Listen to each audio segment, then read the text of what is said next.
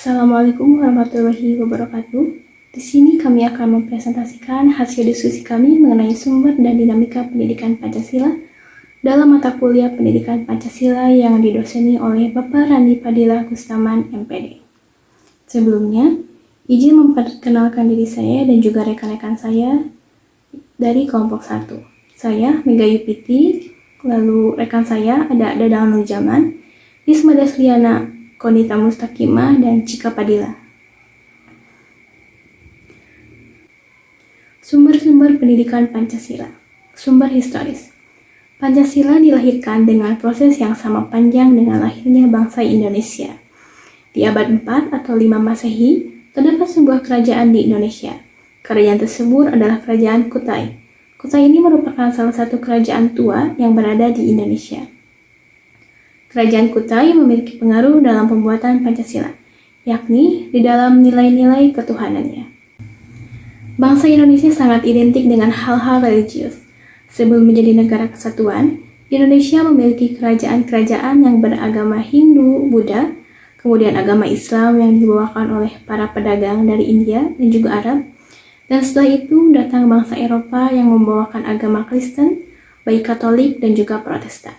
Bahkan, pada masa prasejarah, bangsa Indonesia sudah memiliki kepercayaan seperti animisme dan juga dinamisme.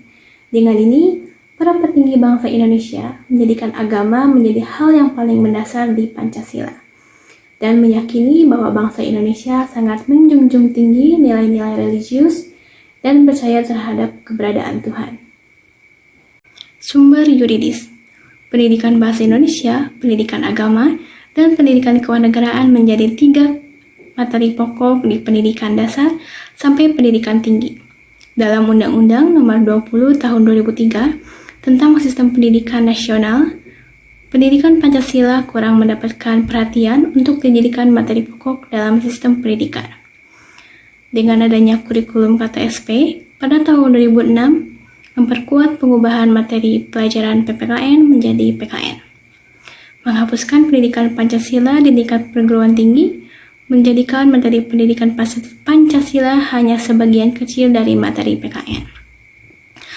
Lalu, di tahun 2009, para pakar Pancasila melakukan sebuah kajian akademik yang di tahun 2012 mengeluarkan Undang-Undang Nomor 12 Tahun 2012 tentang pendidikan tinggi yang mewajibkan kembali mata kuliah pendidikan Pancasila. Setahun setelah itu, sekolah tingkat tinggi kembali menggunakan nama PPKN. Sumber kultural. Pancasila merupakan karya dari bangsa Indonesia yang sejajar dengan karya atau ideologi besar lainnya. Namun Pancasila ini tidak dapat disejajarkan, dibandingkan, bahkan dipertentangkan dengan agama. Mengapa? Karena agama ini adalah sumber kebenaran, sedangkan Pancasila bersumber pada kebenaran tersebut. Jadi, sumber kultural ini merupakan pandangan hidup yang diangkat dari nilai-nilai kultur yang ada di Indonesia. Jadi Pancasila ini lahir, terbentuk, dan berkembang di Indonesia. Di Indonesia ini misalnya ada nilai-nilai gotong royong, kerjasama, saling menghargai, dan sebagainya. Itulah nilai-nilai yang lahir dari bangsa Indonesia. Dan kemudian identik dengan nilai ketuhanan, kemanusiaan, persatuan, kerakyatan, dan kebangsaan, serta keadilan. Selanjutnya, sumber filosofis. Pancasila merupakan hasil dari pemikiran bangsa Indonesia yang dianggap benar, sesuai, tepat, dan bijaksana karena bersumber dari wahyu dan juga ilmu pengetahuan. Nah, bijaksana di sini karena melibatkan beberapa golongan, yaitu ada golongan nasionalis dan Islam. Namun, kedua golongan tersebut tidak mempertentangkan kebenaran menurut golongannya masing-masing. Namun, mereka mengeluarkan pikiran dan solusi terbaik, yaitu dengan bermusyawarah. Nah, musyawarah ini menjadi ciri dari bangsa Indonesia dan menjadi solusi terbaik dalam menyelesaikan perbedaan pendapat. Pancasila ini dijadikan sebagai falsafah yang mengandung nilai-nilai dan juga norma-norma bangsa Indonesia yang dianggap paling adil, tepat, bijaksana, dan sesuai bagi bangsa Indonesia. sumber politis dalam pendidikan Pancasila. Dengan adanya sumber politis dalam pendidikan Pancasila adalah agar dapat mendiagnosa dalam saran-saran atau upaya mewujudkan kehidupan politik yang ideal sesuai dengan nilai-nilai Pancasila.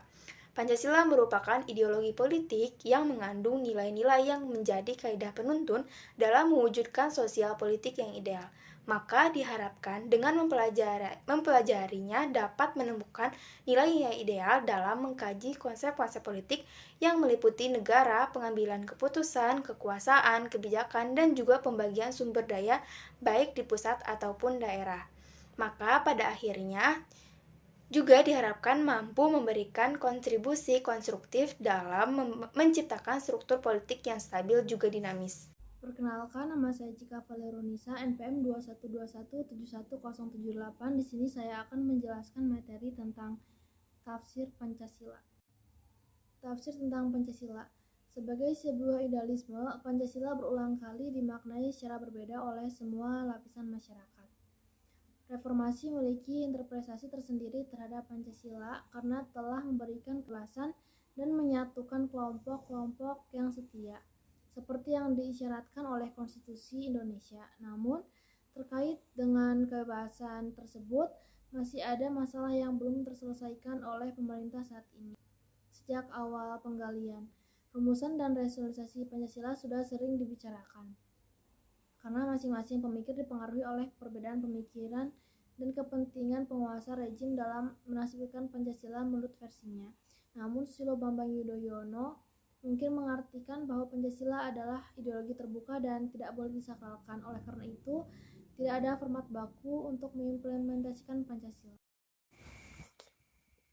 Semenjak bangsa Indonesia didirikan, para pendiri negara dari kalangan Muslim secara jelas dan terperinci menginginkan Islam menjadi dasar negara. Sidang Panitia 9 pada 22 Juni 1945 termasuk di dalamnya Bung Karno menyepakati Piagam Jakarta yang sekarang menjadi pembukaan Undang-Undang Dasar 1945 pada paragraf terakhir. Menurut wacana dasar negara, sila pertama ketuhanan yang Maha Esa menggunakan kewajiban menjalankan syariat Islam bagi pemeluknya.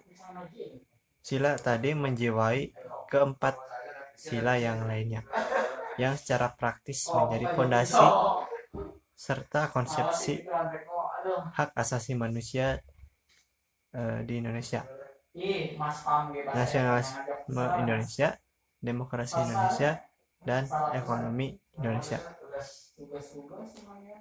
Ijtihad politik Panitia 9 yang mayoritas asal kalangan Islam dengan sebagai bukti konkret bahwa nilai-nilai keislaman untuk negara Indonesia sudah menjadi perhatian untuk negara Indonesia. Akibatnya dimuat dalam Stats Fundamental Norms pada tatanan praktis negara. Agama tetap berperan penting. Hal itu dikarenakan nilai-nilai religius ialah jiwa yang berasal dari insan pada negara Indonesia dalam menjalankan kehidupan. Upaya untuk memperhatikan sila pertama sesuai dengan rumusan Piagam Jakarta lalu dibahas pada ratifikasi Pancasila dan Undang-Undang Dasar 1945 di sidang PPKI yang pertama, tepatnya pada 18 Agustus 1945. Adanya masukan dari perwakilan Indonesia Timur perihal keberatannya supaya ketuhanan yang Maha Esa dengan kewajiban menjalankan syariat Islam bagi pemeluknya akhirnya diterima secara lapang dada oleh kalangan umat Islam saat itu. Akan tetapi itu tidak berhenti menghilangkan esensi dari nilai keislaman, sebab mereka yakin Islam merupakan ajaran yang rahmatan lil alamin.